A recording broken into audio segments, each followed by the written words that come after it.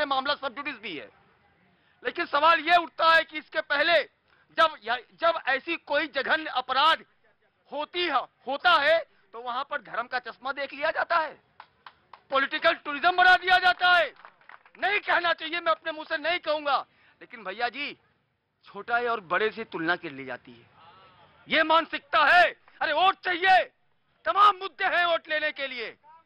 अब देश की सुरक्षा, लोगों की सुरक्षा, माताओं बहनों की सुरक्षा पर वोट बैंक की राजनीति होगी। प्रतीक जी, बार बार हो रही है महिला सुरक्षा की बात। मैं पूछना चाहता हूं, एक साथी ने कहा कि दिल्ली के अंदर पिछले साल में 2000 से ज्यादा रेप हुए। किसकी पुलिस है? कौन पुलिस का हेड है? दिल्ली पुलिस की रिपोर्टिंग किसको है? दिल्ली पुलिस की डायरेक्ट रिपोर्टिंग अमित शाह को है। अमित शाह दिल्ली देश के गृह मंत्री है, और देश में भी अगर अपराध बढ़ रहे हैं तो उसकी जिम्मेदारी किसी की बनती है? तो देश के गृह मंत्री की बनती है। आपको याद है 2014 के पहले अरविंद केजरीवाल साहब बड़े ट्वीट करते थे और कहते थे बार बार शीला दीक्षित जी पे सवाल उठाते थे और कहते थे do we need such a helpless CM. और अब जब इनसे पूछा जाता है कि क्यों दिल्ली में रोज 2 नाबालिग लड़कियों के रेप होते हैं, क्यों दिल्ली देश की राजधानी जो है, पूरे देश में राजधानियों में महिलाओं के लिए सबसे असुरक्षित है, तो ये सब कहते हैं अरे मैं क्या करूं जी, पुलिस तो मेरे हाथों में नहीं है। कोई मजाक है क्या? नवरात्रों का महीना है और ये जो बार बार मेरे पे इल्जाम लगा रहे हैं कि महिला सुरक्षा को लेकर मैं राजनीतिकरण कर रही हूँ, इनको शर्म आनी चाहिए। क्योंकि जब 15 अगस्त को प्रधानमंत्री कुछ कहते हैं, उनकी बातों का मतलब होता है, और 15 अगस्त को जब हमारे साथियों, आज एनसीआरबी का डाटा ये बता रहा है कि महिलाओं के खिलाफ अगर देश में सबसे ज्यादा कई अपराध हो रहे तो भारतीय जनता पार्टी शासित राज्यों में हो रहे। इसकी तरफ अमित शाह को ध्यान देना पड़ेगा। उत्तर प्रदेश सबसे पहले नंबर पे, गुजरात दूसरे नंबर पे, उसके बाद मध्य प्रदेश, छत्तीसगढ़, हिमाचल प्रदेश, उत्तराखंड, जहां जहां भारतीय जनता पार्टी की सरकार है वहां पे महिलाओं पे सबसे ज्यादा। एक मिनट, भारतीय जनता पार्टी जब से है तब से महिलाओं के साथ जघन्य अपराध हो रहे हैं। मैं कुछ नहीं बोलूंगी, सिर्फ एक बात बोलूंगी। हमारे देश में बहुत, इनको वैसे मैं इज्जत देती हूँ, लेकिन उनको एक उपाधि मिल गई है टोंकी चोर की, ठीक है? अखिलेश यादव बड़ी स्टेज पे खड़े होकर क्या बयान देते हैं, सिर्फ मुस्लिम लड़कियां मेरी बहन बेटी है। यहाँ पे भी तो धार्मिक राजनीति वो कर रहे हैं, वो भी हमारी बहन बेटियों के मामले में। एक मिनट, ये उन्होंने कब कहा? सर ये बहुत पहले की बात है, अप्रोक्स 11-12 के बाद। मैं आपको प्रूफ दे सकती हूँ, आप चाहो तो सोशल मीडिया चेक कर लो। अगर बात गलत होगी मैं यही पलट जाऊंगी, मैं यही माफी मांग लूंगी। अगर मेरी बात गलत होगी मैं यही माफी मांग लूंगी। लेकिन लेट मी चेक। देखिए, हिंदू की हो या मुस्लिम की, बेटियां सबकी बराबर होती है, लेकिन जहां बलात्कार की बात होती है, बलात्कारी का कोई मजहब नहीं होता, ना कोई ईमान होता। बलात्कारी की सिर्फ एक ही सजा, फांसी दीजिए। जिस तरीके से प्रत्येक मैं इनकी बात का समर्थन करता। राइट जनाब आली, मैं आपका तारुफ नहीं करा पाया संजय राणा जी, कोई बात नहीं, लेकिन संजय राणा जी आज एक तरह से डिबेट में शरीक हो रहे हैं, बिस्मिल्लाह कर रहे हैं, श्री गणेश कर रहे हैं। खड़े रहो, आ रहा हूँ। धन्यवाद। देखिए, ऐसा है कि हमारे सारे मित्र लोग अभी राजनीति कर रहे हैं। देखिए, कोई भी अपराध हो, चाहे वो किसी भी तरह का हो, स्पेशली जब हम रेप की बात करते हैं, उसमें किसी भी प्रकार का हमें राजनीति नहीं करना। लेकिन आज तो गुजरात की चर्चा है। अगर हम बात करते हैं राजनीति की या गुजरात की, देखिए विपक्ष के पास कोई मुद्दा नहीं है प्रतीक जी, कोई मुद्दा नहीं है कि 2024 में प्रधानमंत्री को कैसे घेरेंगे, क्योंकि प्रधानमंत्री स्टेप बाय स्टेप स्ट्रेटेजी के तहत काम कर रहे हैं और लोगों को दिख रहा है। आज की जनता इतनी जागरूक हो चुकी है, वो सब जानती है कि क्या काम हो रहा है देश में, क्या नहीं हो रहा। आपको आज पता है PFI पे बैन हो गया, तो अभी 10 दिन पहले तक आपको पता होगा सब छाती पीट रहे थे, सबके छाती पे सांप लौट रहा था, लेकिन आप सब चुप हो गए। अब बोल रहे हैं कि इस पे आपने बैन कैसे लगा दिया। अरे भाई, कोई भी ऑर्गेनाइजेशन होगा, चाहे वो एंटी नेशनल है, तो उसके ऊपर कार्रवाई होगी और होनी चाहिए, चाहे वो कोई भी संस्था हो।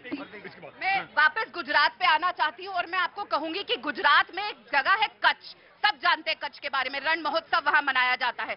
वहां पे 2 गांव हैं, एक गांव का नाम है रापड़नारा और एक गांव उसके साथ में है। आपको पता है पिछले लोकसभा चुनाव में उन 2 गांव ने इलेक्शंस को बॉयकॉट किया था। क्यों किया था? क्योंकि पानी आज तक नहीं पहुंचा है। और भाजपा छाती पीट पीट के कहती है, आप एक मिनट सर, मैं आपके बीच में नहीं बोली, भाजपा छाती पीट पीट के बोलती थी कि हमने कच्छ में पानी पहुंचा दिया। वहां जाके शो करिएगा, जहां पे देश के लोग इलेक्शन बॉयकॉट करते हैं, वो बहुत बड़ी। जी जनाब संजय जी, 30 साल तक मेघा पाटकर ने उस कच्छ में पानी नहीं पहुंचाने दिया था।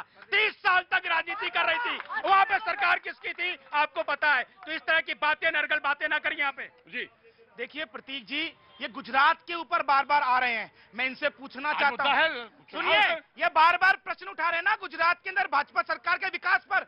मैं इनको बताना चाहता हूँ कि इनकी सरकार पंजाब में रही, पंजाब में कितना कर्ज था? देश में सबसे ज्यादा कर्ज पंजाब में था, सुन लीजिए। लेकिन किस लिए था? क्योंकि इन्होंने फ्री की रेबड़ियां बांटी। गुजरात के अंदर आप कोई कार्य कीजिए, वहां पर आपको प्रोत्साहित किया जाएगा। एक बात बताइए, आज तो प्रधानमंत्री ने 3 महीने और कहा कि 81 करोड़ लोगों को 5 किलो गेहूं या चावल या 1 किलो दाल। तो प्रतीक जी, इसमें क्या बुराई है? मुझे ये बताइए क्या बुराई है? मैं पूछना चाहता हूँ। ये जो 3 महीना बढ़ाया गया है भैया जी, ये रेवड़ी नहीं है। सुनिए क्या है, देश की जनता का हक और उनके मुंह से निवाला छीनने का।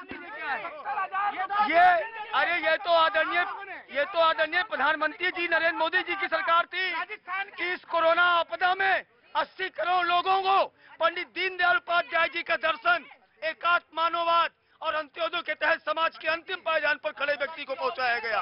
और ये कांग्रेस गरीबी हटाओ का नारा पार्टी की 5 वर्षीय योजना में दिया था। प्रतीक जी, ये दे तो सब कुछ ठीक है, हम फ्री बिजली दे, हम फ्री पानी दे, हम महिलाओं को सुरक्षा दे, हम कैमरा लगाए, उसके बाद हम रेवड़ी बांटते हैं। आज गरीब आदमी को उसका वाजिबात क्यों नहीं मिलना चाहिए? गरीब के बच्चे को अच्छी शिक्षा क्यों नहीं मिलनी? क्या हो गया? हाँ जी, fish market looking like fish market, looking like है, फिश मार्केट, लुकिंग लाइक है, फिश मार्केट, लुकिंग लाइक है, फिश मार्केट, फिश मार्केट। हाँ जी, आज देश की बेटी को एक के बारे में बात चल रही है ना, सब आतंकवादियों पे, सब पे योगी जी ने बुलडोजर चलवाया सबके घरों पे। आज उन अपराधियों पे जो बीजेपी के कन्फर्म अपराधी हैं, उनके घर पे बुलडोजर क्यों नहीं चल रहा? क्यों नहीं चले सर? क्यों नहीं चले? क्यों नहीं चलना आप बात कर रहे हैं वहां की उसकी अंकिता बेटी की, जो पूरे भारत की बेटी है। मैं भैया जी, भाई साहब के लिए मैं मेरा प्रतीक जी, भैया जी, ये क्या हो रहा है? मुझे प्रश्न का जवाब दें। नहीं, अरे भैया, प्रश्न पूछने का काम प्रतीक त्रिवेदी का, आपका थोड़ी है। देखिए हो कह रहा है, मैं बार बार इनको सुन रहा हूँ, ये बार बार आंकड़े लेके आते हैं। मैं पूछना चाहता हूँ, इतने लोग बैठे हैं, अरे आंकड़ों से किसी को रोजगार मिला? आंकड़ों से कोई महंगाई कम हुई? आंकड़ों से किसी के बच्चे का पेट भरा? आंकड़ों से नहीं बढ़ता, काम करने से बढ़ता है। 2014 से इनकी सरकार है, 8 साल हो गए, 8 साल से देश में आंकड़ों से अगर रोजगार नहीं मिला तो मेरे भाई घनेंद्र भाई ये बता दें, दिल्ली में पिछले 7 साल में कितने स्कूल बनाए? पूछ लीजिए प्रतीक भाई, हाथ ले लीजिए जवाब ना, हाथ जवाब ले लीजिए। दिल्ली का एजुकेशन मॉडल इस बात की गवाही है कि दिल्ली के लोगों ने 3 बार अरविंद केजरीवाल को मुख्यमंत्री बनाया। इनको एक बार 3 सीटें 70 में से, एक बार 70 में से 8 सीटें, ये हाल भारतीय जनता पार्टी का कर दिया। इनके एजुकेशन मॉडल की एक पोल तो मैं सबके सामने अभी खोलता हूं कि दिल्ली के अंदर 700 स्कूलों में तो साइंस की पढ़ाई ही नहीं है। दिल्ली के अंदर 1200 पानी पीने के जो पानी है उसके सैंपल उठाए गए, उसमें से 800 सैंपल फेल हो गए। इतनी दिल्ली की सड़कों में गड्ढे हो गए हैं, बारिश होती है घुटने घुटने पानी होता है। यही मॉडल ये गुजरात को देना चाहते हैं। मॉडल ये है कि 27 साल से दिल्ली के लोगों ने इनको सत्ता से बाहर किया हुआ है, ये मॉडल है। 27 साल से दिल्ली की सत्ता में नहीं है और हमने 3 बार इनको चुनाव हरवाया। एक बार 70 में से 3 सीटें, एक बार 70 में से 8 सीटें, ये हाल है बीजेपी का। सब लोग आ जाओ, इधर जब आ जाओ।